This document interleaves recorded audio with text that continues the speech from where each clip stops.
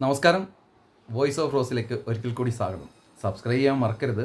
Subscribe ചെയ്താലേ ഇത്തരത്തിലുള്ള ഇൻഫർമേറ്റീവായ videos നിങ്ങൾക്ക് എത്രയും പെട്ടെന്ന് കിട്ടുകയുള്ളൂ. അപ്പം നമുക്ക് വിഷയത്തിലേക്ക് കിടക്കാം. കഴിഞ്ഞ ദിവസം നമ്മുടെ ഒരു വ്യൂയർ എനിക്കൊരു മെസ്സേജ് അയച്ചു തന്നിരുന്നു.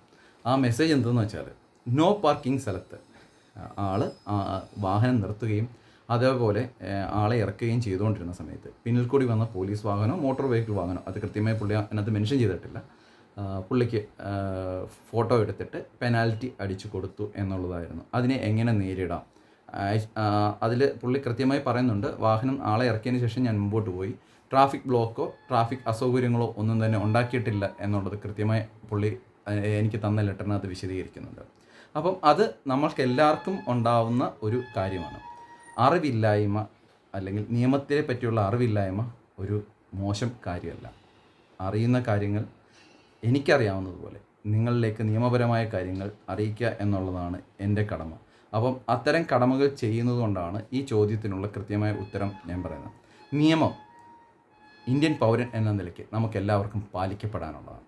അത് നമ്മുടെ ധർമ്മമാണ്. അത് ആദ്യം തന്നെ നിങ്ങളുടെയൊക്കെ മൈൻഡിലുണ്ടാവണം. നിയമം പാലിക്കാനും പരിപാലിക്കാനും ഇന്ത്യൻ പൗരൻ എന്ന നിലയ്ക്കും പരിപാലിക്കപ്പെടേണ്ടവർ, നിയമ വ്യവസ്ഥയെ പരിപാലിക്കപ്പെടേണ്ടവരും നമ്മുടെ നാട്ടിലുണ്ട്. അവർക്കത് പരിപാലിക്കാനുള്ളതാണ്. ഇതിനിടയ്ക്കുണ്ടാകുന്ന കുറച്ച് കോംപ്ലിക്കേറ്റഡ് ആയിട്ട് ക്വസ്റ്റ്യൻസിനുള്ള ഉത്തരം ആണ് നമ്മളിവിടെ പറയാൻ പോകുന്നത്.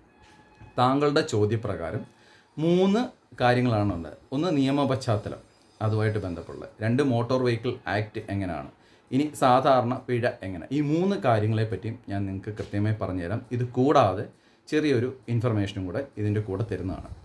നിങ്ങൾ പറയുന്ന സാഹചര്യത്തിൽ നോ പാർക്കിംഗ് സൈൻ ബോർഡ് ഉള്ള സ്ഥലത്ത് തിരക്കില്ലാത്ത സമയത്ത് താൽക്കാലികമായ വാഹനം നിർത്തി യാത്രക്കാരെ ഇറക്കിയാൽ പോലീസ് പെനാൽറ്റി ചാർജ് ചെയ്ത് സംബന്ധിച്ചാണ് ക്വസ്റ്റ്യൻ വന്നിട്ടുള്ളത്.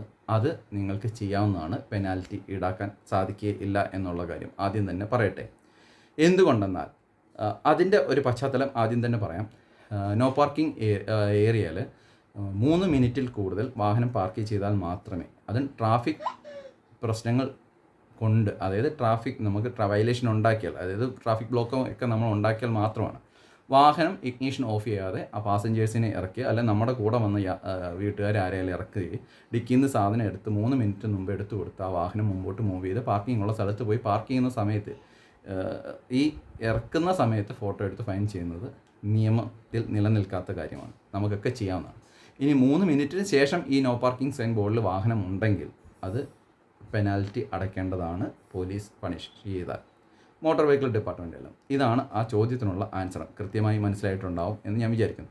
ഇനി ഇതിനകത്തൊരു നിയമ പശ്ചാത്തലം ഉണ്ട്. ആ പശ്ചാത്തലം 3 കാര്യങ്ങളിലെന്ന് ഞാൻ പറഞ്ഞല്ലോ. അതിൽ 2 കാര്യങ്ങൾ നിങ്ങളുടെ അറിവിലേക്കും കൂടി ഇത് പറയുന്നു. No parking versus no stopping. No parking എന്താണെന്ന് നമ്മൾ അറിയണം, നിയമം. നോ സ്റ്റോപ്പിംഗ് എന്താണെന്ന് അറിയണം. നോ പാർക്കിംഗ് സൈനുള്ള സ്ഥലത്ത് വണ്ടി നിർത്താനാവില്ല, പക്ഷേ താൽക്കാലികമായി ആളെ ഇറക്കുക, കയറ്റുക ഓക്കെയാണ്. വാഹന ഡ്രൈവർ സീറ്റിൽ ഇരിക്കുന്നില്ലെങ്കിൽ, അല്ലെങ്കിൽ വാഹനം പൂർണ്ണമായി നിർത്തി, അതായത് ഇഗ്നിഷൻ ഓഫാക്കിയതിന് ശേഷം പോയാൽ മാത്രമേ പിഴ കിട്ടുകയുള്ളൂ. ഇതാണ് അതിനകത്ത് നിയമം. കറക്റ്റ്. ഇനി മോട്ടോർ വെഹിക്കിൾ ആക്ട് 1988 സെക്ഷൻ 122 പ്രകാരം no person shall leave or park any vehicle in such a manner as to cause danger, obstruction or inconvenience to other road users.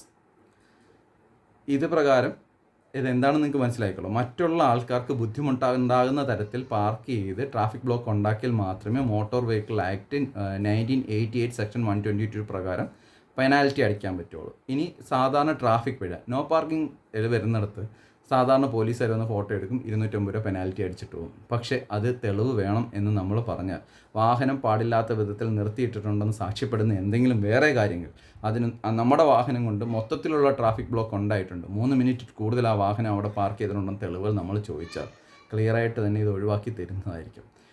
ഇനി ഇതിലെ നിയമവശം നിങ്ങൾ പറഞ്ഞല്ലോ, ഞാൻ നേരത്തെ പറഞ്ഞ പോലെ no parking versus no stopping.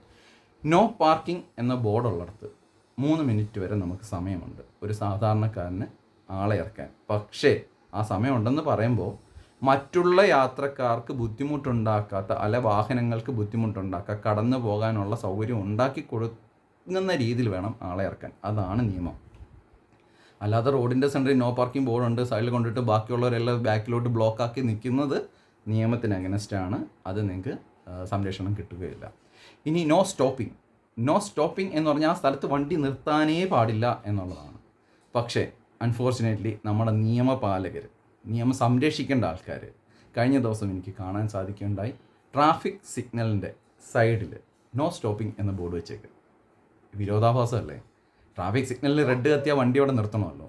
പക്ഷേ അവിടെ നോ സ്റ്റോപ്പിംഗ് ബോർഡ് വെച്ചത് വിരോധാഭാസമാണെന്നുള്ളത് എല്ലാ മോട്ടോർ വെഹിക്കിൾ ഡിപ്പാർട്ട്മെൻറ്റിലെയും ട്രാഫിക് സംരക്ഷണ വകുപ്പുകളുടെയും അതിൻ്റെ ചുമതലയുള്ള ബഹുമാനപ്പെട്ട ഗതാഗത വകുപ്പ് മന്ത്രിയുടെ ശ്രദ്ധയിലും കൂടെ ഞാനിത് പെടുത്തുന്നു. ഇത്തരത്തിലുള്ള സൈൻ ബോർഡുകളുടെ അർത്ഥം മനുഷ്യർക്ക് മനസ്സിലാവുന്ന രീതിയിലുള്ള സൈൻ ബോർഡുകളാക്കണം.